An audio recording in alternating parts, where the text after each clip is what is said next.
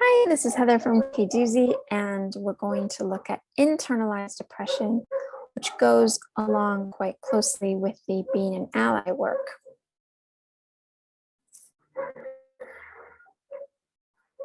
So, what is internalized oppression? This is the idea that there are stereotypes about people that we can believe when they're about one of our identities. So, for example, children. There will be stereotypes that children are too young to understand certain things, that they don't need to be told why, that they're not fully grown, they're not fully human yet until they reach a certain age. And then children can believe those things about themselves. They can say, "No, I'm too young, to know that. I'm 16. I can't know anything about politics until I'm 18." Something like that. That would be internalized oppression. Or anything about women. Women aren't good at leadership. Women aren't good at maths or science. And if you're a woman and you believe that about yourself, that's internalized oppression. Men, society trains men into thinking that they are the ones that have to go to war, that if there's any violence outside the house, they need to go and deal with it and protect the women and children. Men are seen as expendable in this way. There will be men who believe that. So they have internalized the oppression against men in this way, or the belief that men are weak if they show emotions. It's not true. We're all human, and it's completely healthy for all of us to show our emotions. But when a man feels weak when he does show emotions, he's internalized that oppression.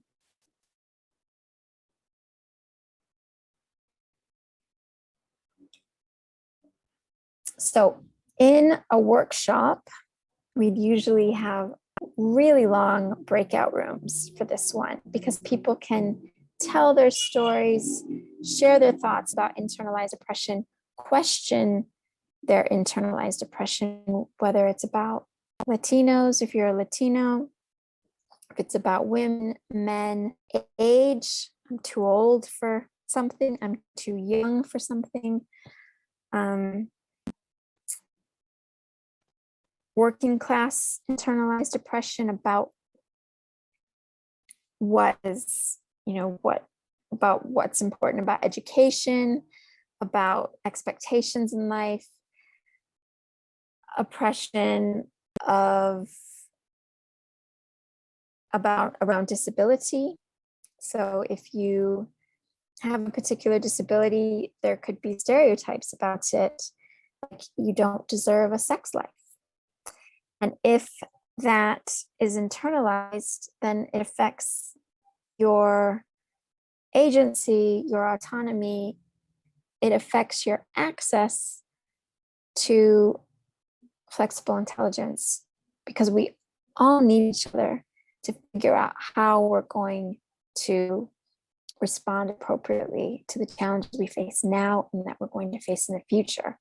So it's really important to work on internalized oppression, your own, and then you'll be able to understand it outwardly more. So I would suggest, if you're not in the Facebook group with that space in the guide for internalized oppression where you can write about this, and you're not going to take this as a workshop, then just spend some time journaling about ways that you have internalized oppression against you.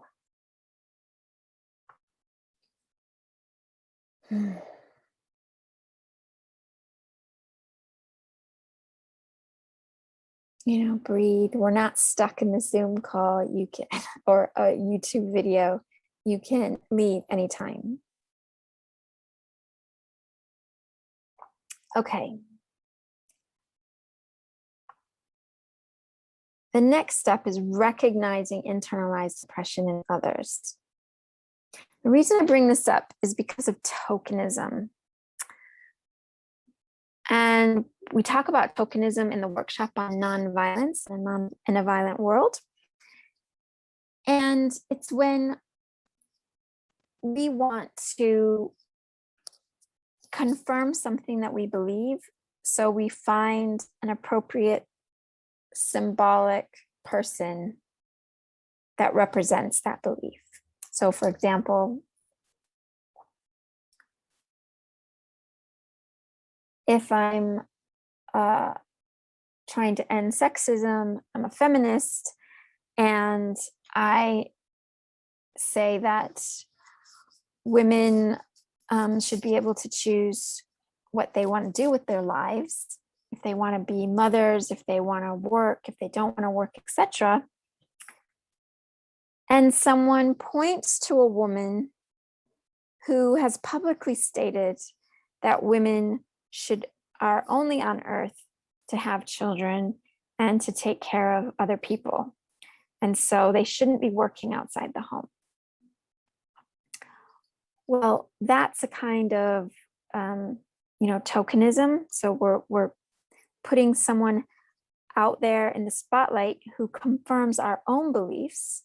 So if we're being oppressive towards women, look, there's a woman who agrees with me, therefore it's okay.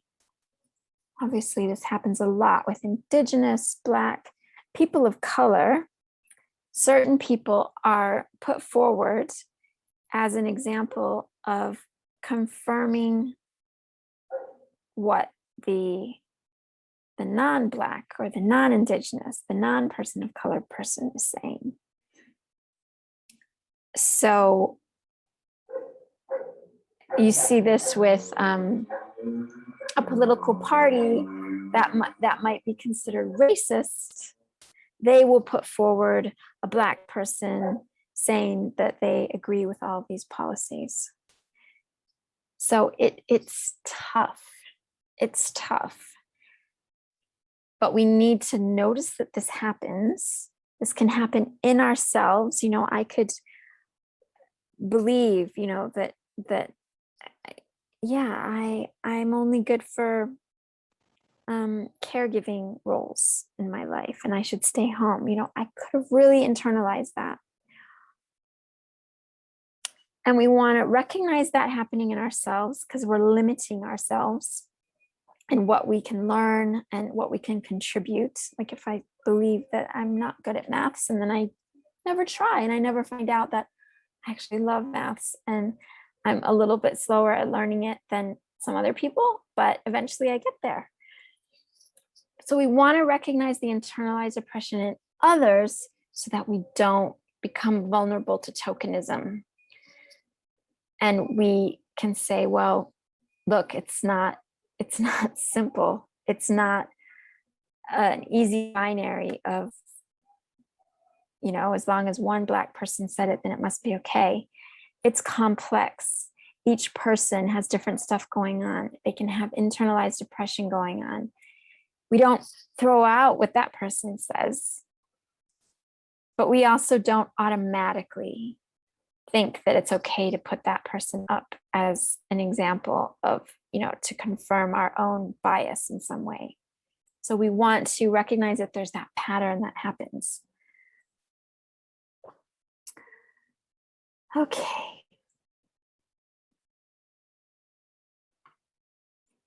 Pause, ground. And that's it for this section. So I'll just take a moment to remind you about this series. So we're trying to figure out how we can take care of one another and keep each other as safe as possible, given everything that's happening in the world and what we haven't done up until this time and what we need to do. And so by recognizing our white supremacy culture patterns, we can start to experiment with the antidotes. And the antidotes will help us be able to take into account perspectives from other people who haven't benefited from the system as much as we have. And this means we'll be able to see what we're up against better. And we'll be better able to resist and to create new systems. So we're doing that from the place of humility and curiosity. We need to get good at cult dynamics because those make it difficult to question, doubt, dissent, to use critical thinking in the face of such complexity. And those same white supremacy culture patterns leave us vulnerable to ecofascism. And if our goal is to learn how to take care of one another and keep each other as safe as possible, ecofascism is not going to get us there. And if we're not literate about how vulnerable we are to that, then that's exactly where it's going to lead. And I know that the kind of people that I've worked with in, for example, environmental movements and in refugee asylum seeker organizations, that is not what we want. And yet we might accidentally get that if we're not really literate on this and interrupt it as soon as we see it happening with people's kind of sloppy language or seeing actual policies being put forward. So in order to be good at interrupting things and pointing things out, we need to communicate better. And that's part of what we talk about in being an ally, is how do we make this work attractive and effective. Internalized oppression is making sure that we don't get duped into holding back our own power or seeing other people tokenize others using internalized oppression in that way.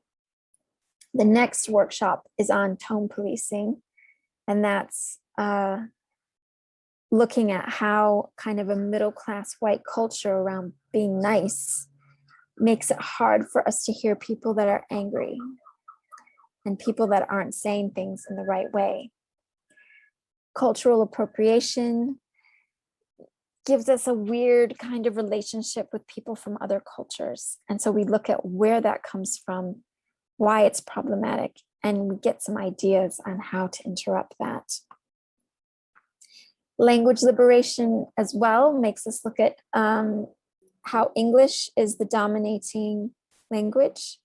And over the next, shortly after making this first set of videos, everything will go bilingual into Spanish. And one day I hope it goes very multilingual. But the idea is to first start engaging people who have a completely different perspective because of their first language. And then to create the space that we can start listening to them in their first language, having it interpreted, but where people who do not have English as their first language are the ones who are framing the conversation rather than it being me or other people in the white Western world. Hope and privilege looks at the way that we use the word hope, especially in collapse-driven spaces, and how that ties in with privilege, as well as the word certainty, how that's a white supremacy culture pattern around wanting solutions, wanting to know that we're not making a mistake and that this is going to work, wanting that kind of certainty. And then because so much of my work has been in nonviolent environmental movements and other kind of peace spaces that are very white and middle class, this workshop looks at the binary pattern that's evident in violence versus nonviolence, and why that's a false dichotomy and how that keeps us separate from other people. And then the last bit of workshops are around what we could have that's different, that's better, that moves us towards being able to take care of one another and keep each other as safe as possible. And so we look at issues of accountability, justice, supporting one another, things we can learn from disability justice movements, mutual aid, and then Mickey Cashton's convergent facilitation. How do we communicate in groups and make decisions that end up getting the buy-in from everyone, gets everyone's best thinking involved, and figuring out how we're going to move forward and respond appropriately to what's going on in the world. So if you have been inspired by this work and you want to support it, we would love your help here in Colombia. It's that we have very low cost of living, which means any amount of British pounds or US dollars goes a really long way. So please consider going to PayPal and making a donation, or go to the website. And you'll see links to the Facebook group that you can join to be a part of a community that are engaging in these conversations and developing thinking and resources. And as always, go to the website if you want to book a workshop. Okay, thank you.